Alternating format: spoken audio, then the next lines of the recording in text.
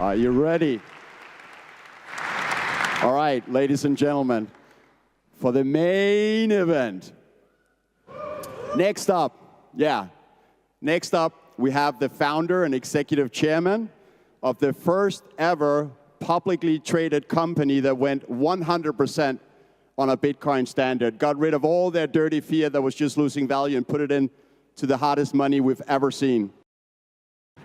And let me tell you about him. He's not just an executive chairman and founder and all this. In 2022, I arranged a Bitcoin pleb party in Los Angeles. And then a few days later, I met him at an after party of the conference, and I just jokingly asked him why he didn't show up. And guess what? The second one I organized, which was last year in Miami, one of the first guests to show up was our next guest, who came and hung out with the plebs. So please, welcome to the stage, Giga Chat, Giga Cyber Hornet, Giga Pleb, the man who never sells, Michael Saylor!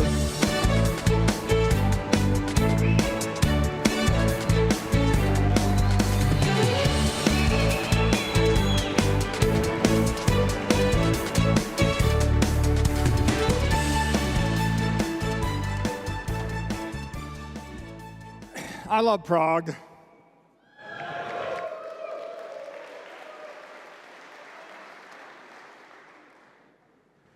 And I was delighted to be invited to speak again. I got invited back. If you're not Bitcoin enough, you don't get invited back to speak. So I've been spending the entire year trying to convince these guys to let me back on stage. And they relented, and I get a chance to present a new set of slides, my second best set of slides, 21 Rules of Bitcoin. I didn't label it the 21 Rules of Bitcoin because everybody's got their rules, and I'm not so presumptuous to think that I know the 21 rules. But I have my 21 rules, and I'm delighted to share them with you today.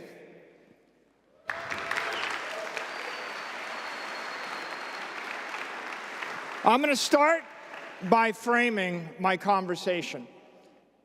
Bitcoin's a singularity where science collides with economics, right? This is a profound thing. Just like when science collided with astronomy in the Copernican revolution, just like when science collided with medicine and we realized that diseases aren't caused by demons, Bitcoin is where science collides with economics, and it ushers in a new age of economic insight, which will profoundly change our political systems, our financial systems, the way we think about the world.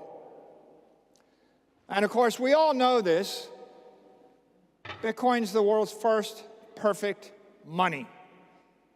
The human race has lived for thousands and thousands of years with defective money. Seashells, bales of tobacco, glass beads, copper tokens. One day we'll look back and we'll kind of chuckle at silver tokens and copper and pieces of paper, and we'll wonder, how did the human race get this far? The implications of perfect money are profound. It's a paradigm shift. It's not like your assets are appreciating in price. You're just falling through space. This idea of relativity, you're in a relative frame of reference. Everything around you is distorted, and you have to break out of your frame of reference in order to see the world differently. Einstein did it for us with relativity. But every great scientist has done it, and Satoshi introduced a paradigm shift in economics and in monetary thought. And so, with that as my preamble, I'd like to talk about the 21 rules of Bitcoin. I'll start with rule number 1. Those who understand Bitcoin buy Bitcoin, and those that don't criticize Bitcoin. And you can see in a paradigm shift, it's just so profound. There'll be people that'll talk about it, and as long as you're talking about it, it's not clear you understand it. At the point that things click for you, you're not just going to talk about it, you're not going to criticize it, you're going to run, not walk, to the nearest place where you can buy Bitcoin. And for me, it was very clear when it clicked, I had to buy it. And on the other hand, the world's full of people that criticize it. They criticize it because they have not yet grasped the paradigm shift. And if it hasn't clicked for you, you'll have 10,000 criticisms.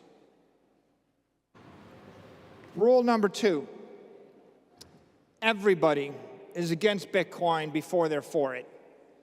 Right? It's not a surprise. Why is this person against Bitcoin? Why is this banker against Bitcoin? Why is this bank against Bitcoin? Why is this politician against Bitcoin? They're against Bitcoin because they don't understand it. Everybody will be against it. We're going to introduce such a profound new idea that the natural human reaction of a healthy institution, a healthy political system, a healthy intellect is to first reject it. This should not be discouraging. It should not be surprising. It's exactly and completely natural that this would happen. Rule number 3. How do you know you understand Bitcoin? Well, the way you know you understand Bitcoin is you realize that you're never fully going to understand Bitcoin.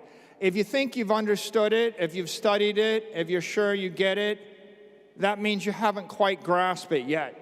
People that really embrace Bitcoin, understand it, they realize you'll never be done learning about Bitcoin. Never. What is Bitcoin? Bitcoin's not just the protocol, it's not just the software, it's not just the way you interact with it or everyone else that uses Bitcoin interacts with it. Bitcoin's it's a virus. It's an economic virus, it's a monetary virus, it's an ideological virus. It's going to ripple through time and space. So to understand Bitcoin, you have to understand how the existing sets of adopters will interact on the layer 2, the layer 3, the layer 4, the layer 5. You have to understand how the layer 3 applications will interact with each other via layer 2 protocols, via layer 1 protocols. You have to be thinking about what will people that haven't even discovered Bitcoin be doing with Bitcoin in 10 years, in 50 years, in 100 years. If you want to understand Bitcoin, you think about what will 10 billion people 100 years from now be doing with Bitcoin through 300 million different institutions across protocols and extensions of Bitcoin that have not yet been conceived and have not yet been invented. So when you consider how the idea will ripple through time, through space, through complexity, through the endless ways that humanity can organize itself, then you grasp the full scope of Bitcoin. How will an artificial intelligent entity created in 10 years, living in cyberspace 50 years from now, integrating with 1 million other AIs, use Bitcoin? Right? This is a profound chain reaction. It's a fire in cyberspace. It's viral through time, through space, through humanity, through all of the various vestiges of humanity. And of course, once you get that idea, you realize that you don't really know everything that's in the minds of 8 billion people or 300 million corporations or 1 billion things that are yet to come. And with that comes humility, and with that comes a thirst to keep studying Bitcoin. You'll never be done learning about Bitcoin. Rule number 4. Bitcoin's powered by chaos. When you take your money and you put it in a bank and you save it in a fiat currency, you're loaning your money to a country. When you take your money and you buy a stock, you're loaning your money to the management team of a company. When you take your money and you buy a building, you're loaning your money to the mayor of a city. When you take your money and you buy a piece of art, you're loaning your money and investing your money in a culture. When you actually buy Bitcoin, you're loaning your money to the lords of entropy. You're loaning your money to the gods of chaos. What's the bet? The bet is that chaos will outperform cities, companies, countries, cultures. It's a profound idea. I place you in Europe before World War II. I give you a lot of money, and I give you a choice. You can buy any piece of land in any country. You can buy any building. You can own any company in Europe. You can own art in Europe. You can invest in the currencies and the bonds of Europe. Imagine I give you a choice of buying any asset in any nation that's about to be a combatant in World War II, or you can own the one bank in Switzerland that's going to hold all the money of all the combatants. And you see, if you own that Swiss bank, and everybody puts their money in the bank, and the war comes, chaos comes. And the war is a metaphor for chaos and entropy accelerated in 4 years. What you realize is every building is risky. It may be blown up. Every company will probably collapse. Any piece of land may or may not have value. The rents and the rental contracts will probably be torn up. The currencies will all collapse. And in fact, the more chaos, the more destruction and devastation, the more valuable that one bank. In fact, if everybody puts their money in the bank and they all kill each other, the bank keeps the money. And it's a very profound idea. Are you in the business of benefiting from chaos, or are you in the business of attempting to stop it? And the law of thermodynamics says you can't stop entropy, right? The more confused a government is, the more inefficient the mayor is, the more inefficient and competitive a corporation's market environment is, the more chaos and the more change in the culture, the worse all those other investments are, and the better the Bitcoin investment is. Bitcoin is powered by chaos.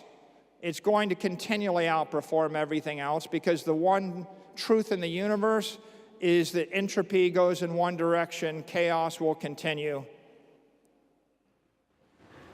Walk into a casino, it's rigged. Every game is rigged against you, maybe with the exception of poker. And when you sit down at the poker table, if you're not the professional poker player, that game's rigged against you too. Bitcoin's the only game in the casino that we can all win. That's a very sobering idea. Yeah, maybe you can win one of the games if you rig it. Maybe you can find something in life you can win for a while. If you're the expert in this business or that region or that real estate or this art dealership or something, maybe you find a game for a while that you can win, but there is no game that everybody can win all the time, right? Bitcoin is the casino. It is the house of chaos. Anybody that wants to play in that game can keep winning. In fact, right, the most profound idea here is the only way to lose in the game of Bitcoin is you don't play the game or you quit too soon until the odds come to your favor. So walk into the casino, sit down, play the game of Bitcoin, don't quit. Everybody wins. Or walk out of the casino, play a different game. Over a long enough time horizon, you'll be a loser in every other game because you don't control the house, you don't control the odds. Even when you think you own the country, even when you think you own the company, even when you think you have monopoly on the market, the gods of entropy are going to upset your fragile equilibrium. Bitcoin will protect you, but Bitcoin won't protect you if you don't wear the armor. You have to suit up.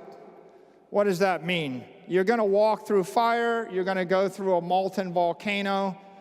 Don't armor up 1% of your body. Don't cover 5% of your body. Suit up. Buy the Bitcoin. Control the Bitcoin, right? Maybe this means not your keys, not your coin.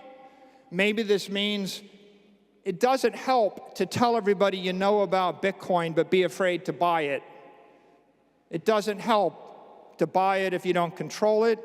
It doesn't help, when you put 1% of your assets into Bitcoin and the rest go to zero, and the 1% increases by a factor of 20 or 30 or 100, you'll be saying to yourself, I guess I got something, and then you'll look back and you'll think, I'd be a lot better if 99% of my body hadn't been burned. Maybe I could have suited up more than 1% of my body. Don't leave yourself with an Achilles heel. Rule number 7. Bitcoin's the one thing in the universe that you can truly own. How? Why?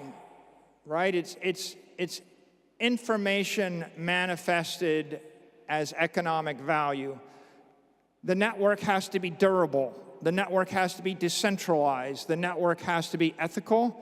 But if you find an economically sound, technically sound, ethically sound crypto network, of which we have one called Bitcoin, then the possession of the keys is ownership of the thing. Everything else you have in your life, you own at the pleasure of someone more powerful than you. Whether it's the mayor, the governor, the nation state, the corporation, it could be anything or anyone. You think you own it, you have it until it's taken away. It'll be taken away from you by expropriation, by taxation. Maybe it'll be taken away from you by regulation. And in the absence of all those things, it'll be taken away from you by the passage of time, entropy and chaos. Except this thing. This is the thing that if you own this, the passage of time only makes it more valuable. Chaos only makes it more valuable. Nobody on earth can take it away from you.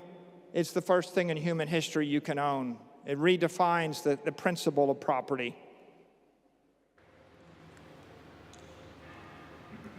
Rule 8, everybody gets Bitcoin at the price they deserve. The decision to buy Bitcoin is an act of humility. It's when you can overcome your fear, your uncertainty, your doubt. It's a moment of clarity and courage. Courage to overcome the FUD. Clarity when you realize that you need to break with your convention, with your ceremony, with your rituals, with all of your history. And when you finally see things clearly, and when you finally overcome that fear, you'll buy it. In December of 2013, I looked at it and I tweeted, Bitcoin's days are numbered. It'll probably go the way of online gambling. Big mistake. Bitcoin was $892. Okay? I got the price I deserved. And when I first started buying Bitcoin, I was buying it at $9,500. But that's okay. I'll buy it at $95,000. And then I'll be buying it at $950,000. And when it gets to $950,000, there'll be some whiny person, a talking head on television, saying it looks overbought right now. It looks a little bit heated. We think it's going to trade down to 700,000. And they'll miss it. It'll go to 8 million. And they'll buy it at 8 million. And they will get Bitcoin at the price they deserve.